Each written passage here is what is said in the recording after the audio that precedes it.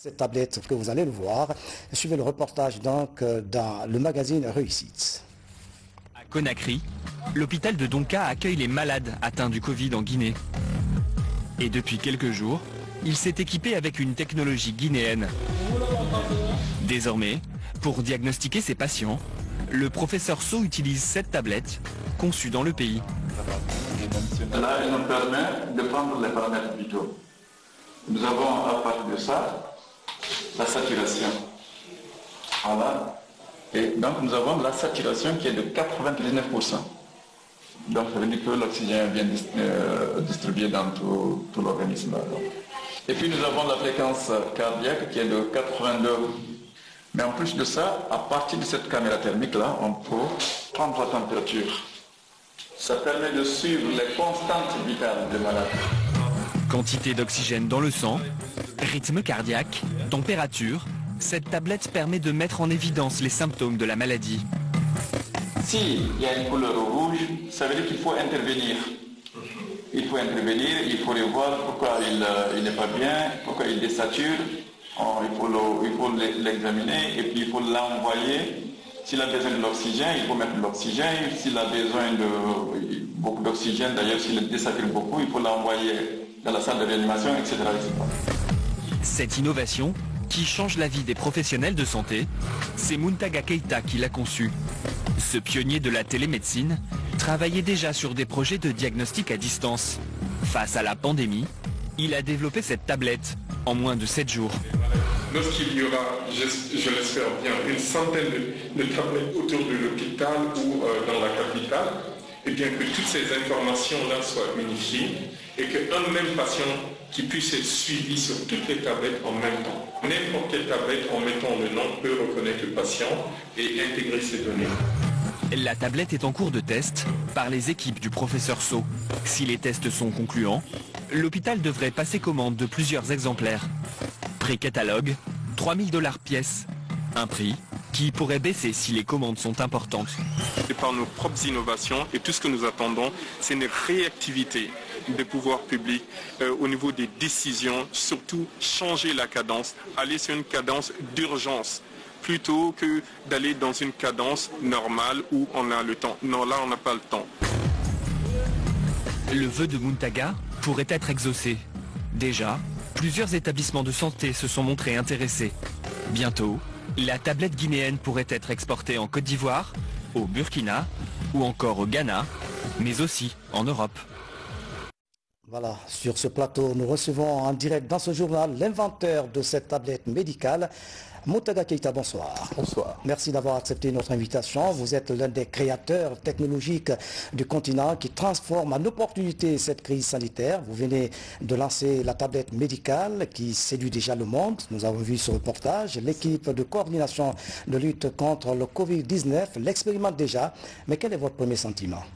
D'abord, c'est un sentiment de fierté. Nous sommes guinéens et aussi on peut montrer là à toute l'Afrique, à la planète entière, que nous sommes capables d'inventer des technologies, des solutions à ce tout petit virus qui dérange le monde.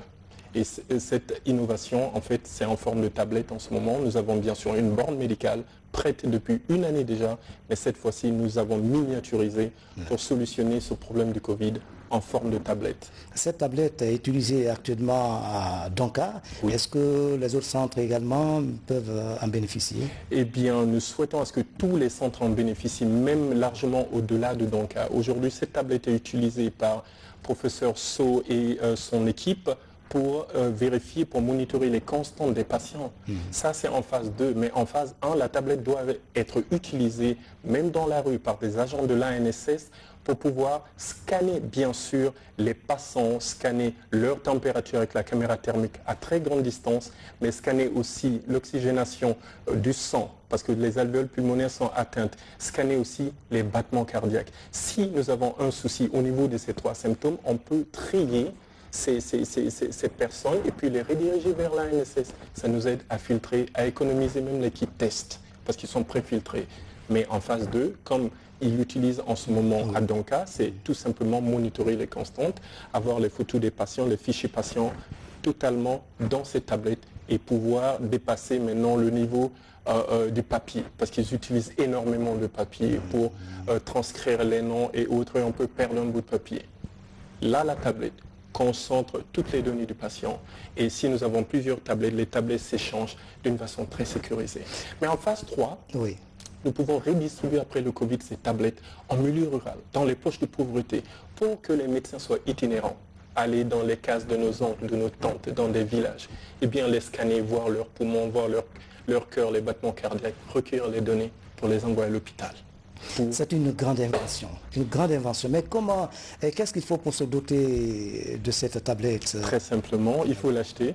Et puis, ce que nous souhaitons, c'est que le gouvernement, en fait, met la main à la poche et fournisse à l'équipe de professeur So, donc à au moins les 100 tablettes, parce que l'équipe de professeur So a testé cette tablette et le rapport a été très favorable. Après les essais cliniques, eh bien, là, ils ont fait tout un rapport qu'ils ont envoyé au comité scientifique, bien sûr, qui doit envoyer au président de la République réclamant au moins 100 tablettes, parce qu'il faut une tablette par infirmier pour s'occuper de 10 patients.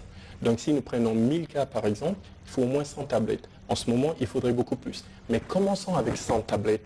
Allons-y, on n'a pas de temps à perdre. Le Covid est là. Oui, les premières commandes sont-elles faites? Pour l'instant, nous avons au niveau de la Guinée ce rapport qui a été envoyé qui réclame ces 100 tablettes le plus urgemment possible. Mais les autres pays sont beaucoup plus réactifs. Aujourd'hui, par exemple, j'ai reçu un appel d'un ambassadeur d'un pays voisin qui réclame parce qu'il y a le maire d'une très grande commune dans leur capitale qui ont réclamé à ce que ces tablettes soient là-bas. Donc ils m'ont contacté par voie diplomatique aujourd'hui. Par exemple, il y a d'autres pays d'Afrique centrale tels que la RDC, c'est parti très loin, c'est au niveau de la présidence. Vous voyez, au Sénégal, par exemple, nous avons déjà discuté avec leur ministère de la Santé, le département digital, là c'était pour les bornes. Mais notre ministère n'est pas aussi complètement derrière, parce qu'en fait, avant le Covid, nous étions sur le plan de lancer un projet pilote pour les bornes médicales en Conakry, Kindi, Akoya et Dubreka. Mais le Covid est venu tout chambouler.